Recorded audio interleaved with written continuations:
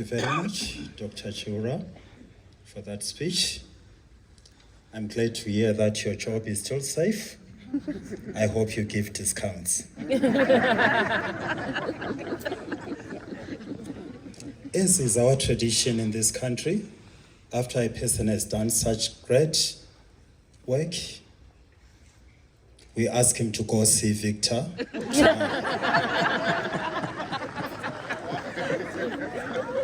I'm going to ask our head boy, Mr. Atkuza Chingwecha, to give Dr. Chura, our guest of honor, our token of appreciation.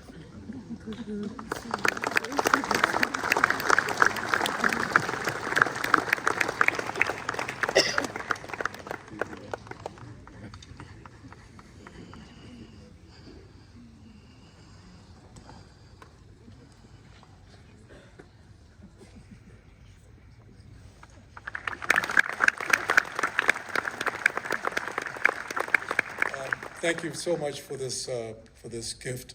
But just so you know, I've already arranged golf lessons with Chimini. I'm taking those instead.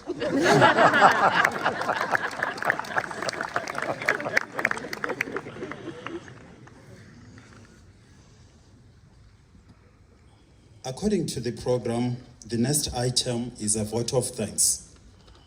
I got worried when I was calling out the prizes.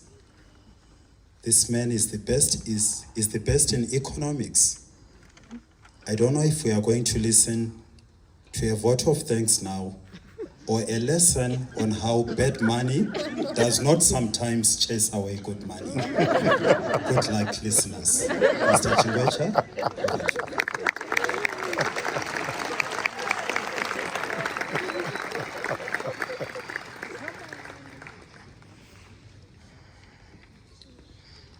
Good evening, ladies and gentlemen. Guest of honor, Dr. Chura.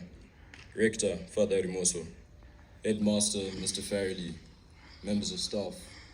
Invited guests, parents, and last, but certainly not least, members of the college.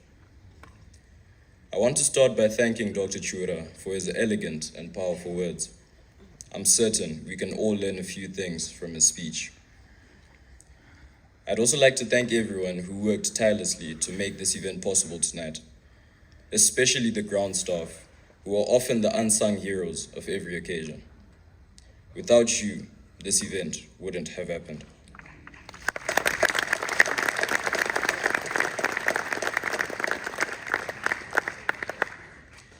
I promised Mr. Farrelly I'd keep my speech short. But unlike my height, my speech will not be short. So please,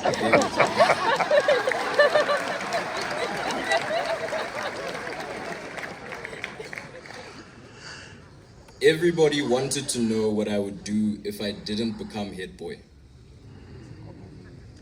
I guess we'll never know.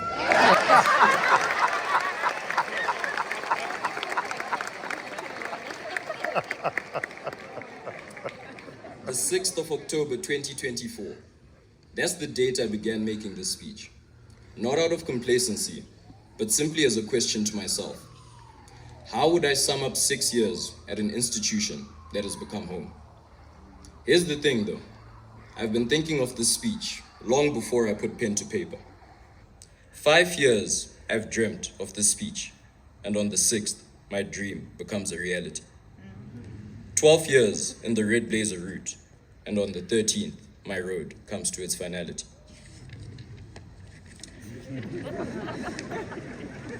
I entered the college as a Form 1 boy from Hartman House, eager to make a name for himself. Unfortunately for me, I had a brother whose shadow I couldn't seem to avoid. I was known as Dwayne's lad. Or people would see me and be like, oh, I'm Mfana Dwayne.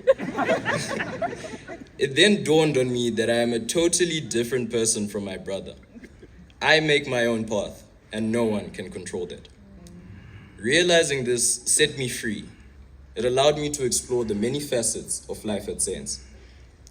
Now I stand before you, having had the honor of being one of the 129 people to have led the college in its entire history. And the question I asked myself when I received the offer is, why me? Is it because I'm the president of the top 2 societies at the college? Is it because I'm the captain of a first team? Is it because of my consistency? And yes, while those are definitely contributing factors, the other reason I'm here today is because of the people I've had around me.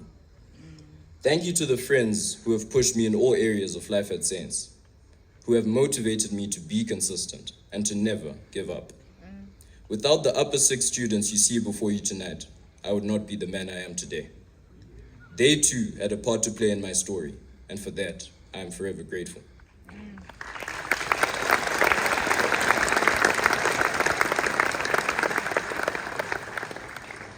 To the prefect body, without you, the school doesn't run. And this year you have helped me lead in so many ways, and for that, you too deserve your flowers. The moments we shared in Pre's room will forever be in my heart. From Matingo finishing all the tea, to James, Mbambu, and Kilo becoming pilots and flying to the moon.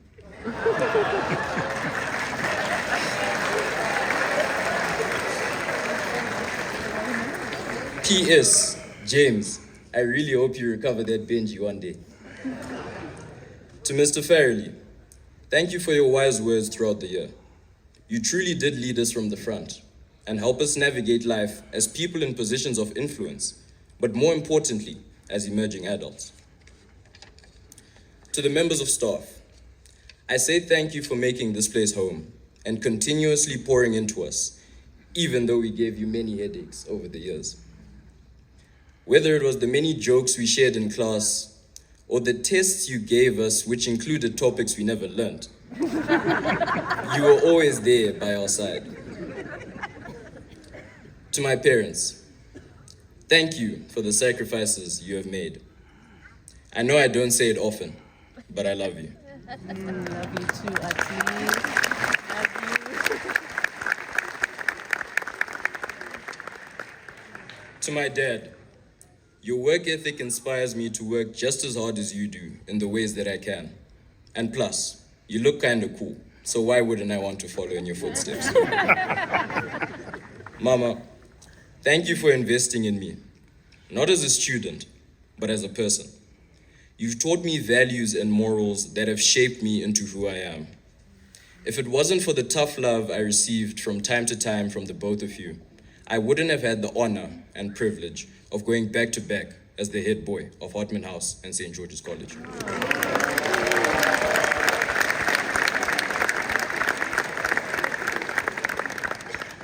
Now, as we prepare to pass the torch, it is only fitting to address those who will carry the weight that we once held.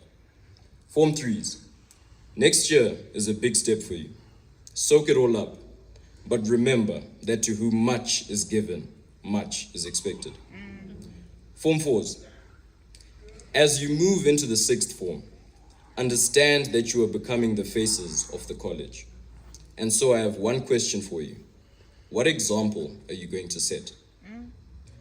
Lower 6s, believe it or not, the torch is now in your hands.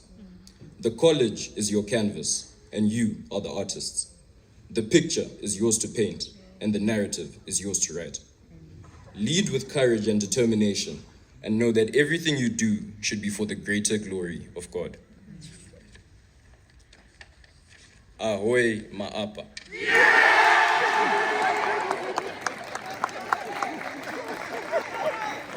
The class of 2025. This is it. Throughout our time here at the college, we've experienced and gone through so much. From multitasking during online learning to listening to the notorious music group Chimp Gang.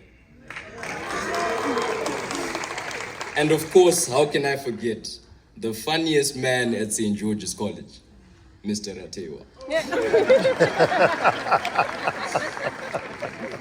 In the classroom, there was never a dull moment. From Terence sleeping in chemistry lessons to Blessing and Mari arguing in every accounts lesson. On the sports field, we forged unbreakable bonds and beat unbeatable opponents with class, even when it wasn't reciprocated. Reminiscing about all the moments we've shared makes me think of a line by Drake. He said, "Some nights I wish I could go back in life, not to change anything, but just to feel a couple things twice." Throughout our ups and downs, we have stuck together, and I'm proud to have been a part of this family. From walking in as lizards in a house full of dragons, to being the very dragons we sought out to be. Don't be sad that it ended, but be grateful that it happened. We started from the bottom, and now we're here. If at all you remember anything from my speech, remember this part. Albert Einstein once gave us a simple yet groundbreaking equation. E equals mc squared. Now, people are probably saying, but Ati, you're a commercial student. Shouldn't you be talking about balance sheets and profit margins? And my response to that is similar to something Dr. Chiura brought up. There are lessons to be learned from any field, regardless of your primary focus. Now, at its core, this equation shows us that energy and matter, two seemingly different things, are deeply connected. But today, I want you to see it as more than physics. Think of it as a metaphor for us. Each of us, much like matter, holds immense potential energy within. We may appear ordinary at first glance, but with the right drive, focus, and opportunities, we can unleash that energy to accomplish remarkable feats. Just as tiny particles fuel stars, our ideas, actions, and dreams possess the power to transform our lives, communities, and even the world. How can the sky be the limit when each of you holds the power to redefine the horizon? How can the sky be the limit when success has no ceiling and ambition knows no bounds? Our deepest fear is not that we are inadequate. Our deepest fear is that we are powerful beyond measure. It is our light, not our darkness, that most frightens us. We ask ourselves, who am I to be brilliant, gorgeous, talented, fabulous? Actually, who are you not to be? You don't need to be great to start. You just need to start in order to become great.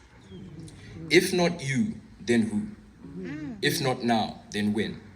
If not here, then where? If you can't fly, run. If you can't run, walk. And if you can't walk, crawl. But by all means, keep moving forward.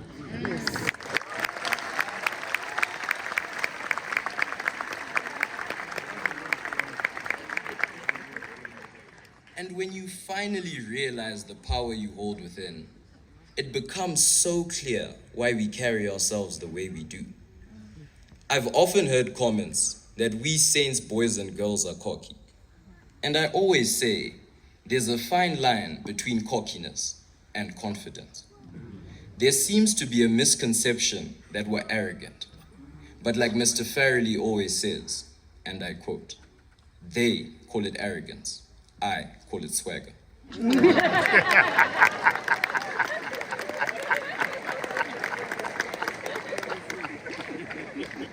When there's a 129-year legacy on their backs, then maybe they'll understand.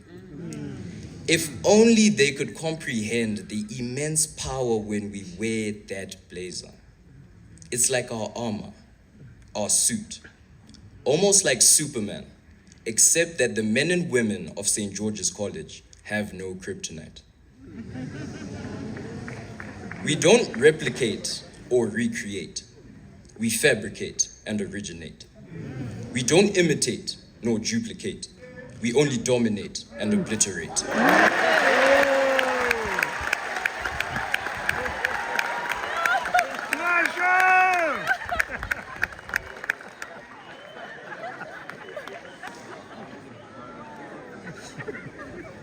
We don't lose composure, and we definitely don't crack under pressure.